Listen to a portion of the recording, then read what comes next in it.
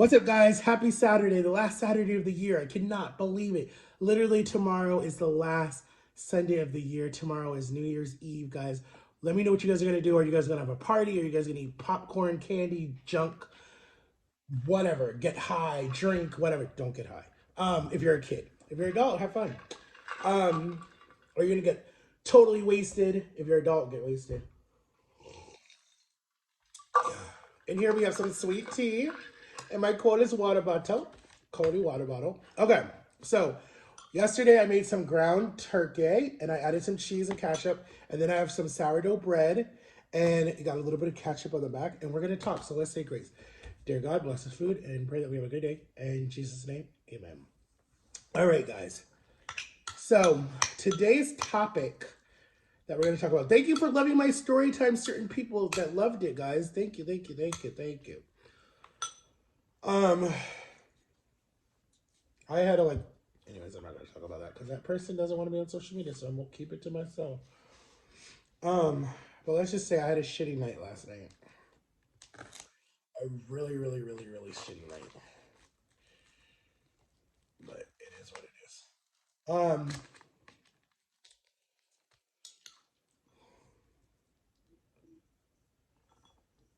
But yeah, guys, I might be going back to DC as soon as the second or third week of January. I doubt it. I doubt it. But if my sister needs me, I will.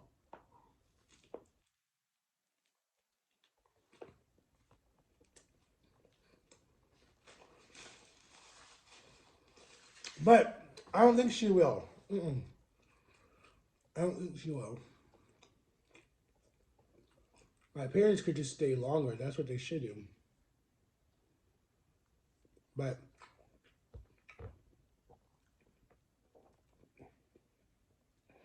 you know what I realized, and it's God has worked out a lot in my life. A little story time. A little story time. I'm gonna talk about this person, but I'm just not gonna mention their name. They'll know if they watch this video. But so this person, right? I raised this person basically their whole early childhood, right? Gave them whatever they wanted, hugged them, they would fall asleep on my chest, take care of them, change them, whatever it was, bathe them, whatever it was. I did it, right? Because that's just who I am. Then I have a nervous breakdown. The doctor's like, you have to get your life together, right? You have to do you, right? And I'm like 20, 21, 22, 23, 24. I don't remember how old I was. Probably 24. Um, yeah, 24 or 27. Yeah, I was 24. Anyways, so that was the first time I had a nervous breakdown and I knew I had anxiety and depression and PTSD. Well, anyways, from the whole jail thing, I had PTSD, post traumatic stress disorder, but it just triggered me. It was even worse. So I left this situation and I was gone, right? And then the person came back and was like, because I was begging and I was praying to God and I was like, God, bring this person back. Like, this person means the world to me. This person's like my whole heart. Like, but God would always be like, no, no, no. You're not ready. You're not ready. You're not ready. And I would always be like, yes, yes, I am. Yes, I am. And God would be like, no, no, you're not. Then he's like, okay, fine. I'll bring the person back. Here you go. And, but it's not going to be easy. It's not going to be easy at all. It's not the same person that you left that was four to where they are now. It's definitely not that. It's a total different person because a 4 year old, they can't give you, I mean, they can stress you out because my nephew is four or almost four and my niece is four.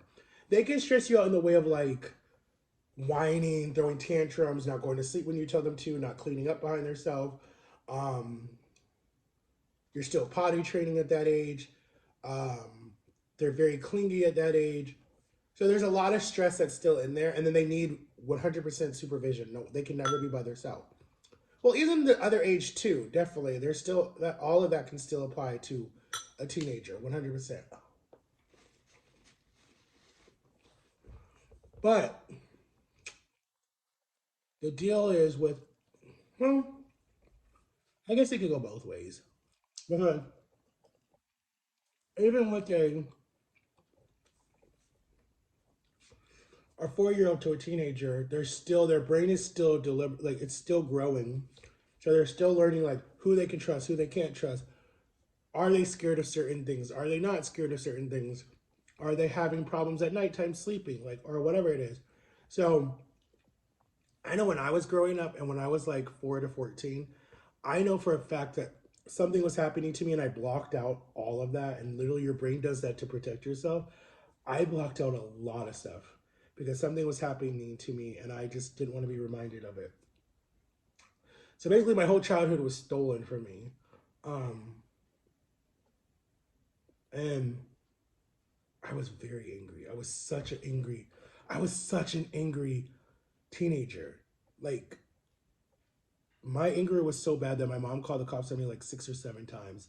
Not because I was like hurting anybody, just because I was so destructive. Like, I would break stuff, I break whatever I could break. I was just such an angry teenager because one, in my family, you weren't allowed to talk about your feelings, right? They didn't believe in counselors. They didn't believe in any of that stuff. Everything was just pray, pray, pray, pray, pray. Praying works, but God still put doctors out there to help you and counselors. Okay. And when I was a teenager, I definitely did not have that relationship with my mother that I could be like, Mom, this is what's going on, and we could talk about it, and she could make me feel comfortable. I did not have that relationship at all with my mother. I had it with my best friend's mother and other people, but I definitely did not have it with my mother at all or my father.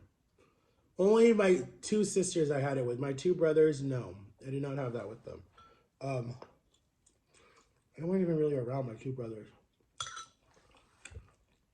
but you got to start basically. You got to start healing yourself when you are angry. When you're very angry at the world, and you're angry at the person that did whatever they did to you, and you're angry at yourself for allowing that, or you're angry at yourself for caring about this person and this person hurt you, you got to start to forgive, and you got to start to like let go of stuff. You got to release stuff. And you got to start begging God to put you at peace in a way, because if not, I'm telling you and I promise you that anger is going to eat you up, like literally. And then if you get addicted to anything, by the time you reach my age, your full on addiction is gonna rule your life. It's gonna, like, my addiction is to food, and it 100% rules my life. I did a diet thing. I was just doing so good, and then I had a bunch of setbacks and rebounds and whatever you want to call it, and it just, honestly, if I can be completely honest, the counselor told me that when because you have to see a therapist right before you do surgery just so they can talk to you. And they're like, this surgery is not going to fix your problems. You have to fix your problems. And I was like, yeah, yeah, yeah, I know, I know, I know. But if I would have gotten severe therapy right after my surgery and got all my stuff out there, I would have been 100% okay. I mean, I would have fell back a little bit, but I wouldn't be as far as back as I am now, like at all. Like, I'm even scared to get on the scale. Like, I need to, just to know how much I've put on. But 100%, I know I've put back a lot of it. But I definitely know I've put back a lot of it. 100%. Um, but my food disorder started probably when I was like probably from 4 to 14 because of what was happening to me. I can't tell you guys on YouTube because YouTube is very sensitive, and I don't know if I know I've posted it on TikTok. I was definitely on TikTok. I should probably do a playlist of it. But people who know me, they know what happened. Um, One day I'll do a book about surviving, like 100% surviving, or the bird in the elephant's nest, or whatever you want to call it, or just surviving adoption and a bunch of other stuff. It's going to be a hard book. It's really going to be hard to write and it's really gonna be hard for people to read. And I'm gonna do one. I'm gonna do one. I want to. I know I've been saying that, but they're so pricey to do, and it's so hard because you got to find an editor, and you got to find a publisher, and you got to find the money. Like the last one I talked to, it was like 800. It was almost $1,000 to do it, but they had a sale where it was like 800, and then monthly you got to make payments or something. And I was like, damn, that's still a lot of money. That's like my whole half of my whole paycheck. Technically, I waste a lot of that on food, so technically it wouldn't be bad. Um, but I'm going in my book. Like I'm literally going in. Like there will be a lot of conversations with certain people because, well, no, there's certain siblings that I know wouldn't give a crap and probably would not even read it. Like literally would not even care. My parents, on the other hand, I feel like they would read it. Actually, first, I'd probably have them read it first before I had it published. No, no, I wouldn't. No, I wouldn't. Because they would tell me to take stuff out of it. No, I wouldn't. I would just publish it. I don't care. I can see my mom right now. Those are lies. Those are lies. You're lying. Because just because in her brain, she thinks that what she says is the truth. And no one can change it. And that is definitely the definition of a narcissist. 100%. Well, she'll tell everyone my childhood was perfect, there was nothing wrong, and da-da-da, and forget when you used to tie me to the bed and beat me and let my brother break my jaw and all the other stuff that's happened to me. Yeah, my childhood was perfect. Um, so yeah. When people want to say that I'm mentally ill, or people want to say that I have a disability, or people want to say all this crap that they want to say about me, let's see you walk a day in my shoes and let's see you deal with all the crap I do and let's see how your brain works. Let's see what you and have a mother that was an alcoholic and carried you and was drinking and smoking and doing drugs and all the damage that's been done to your brain. Let's see how you come out. Let's see what problems you have. Okay? Before you judge. I'm rambling, guys. I know this is probably going to get no views because my video yesterday got no views.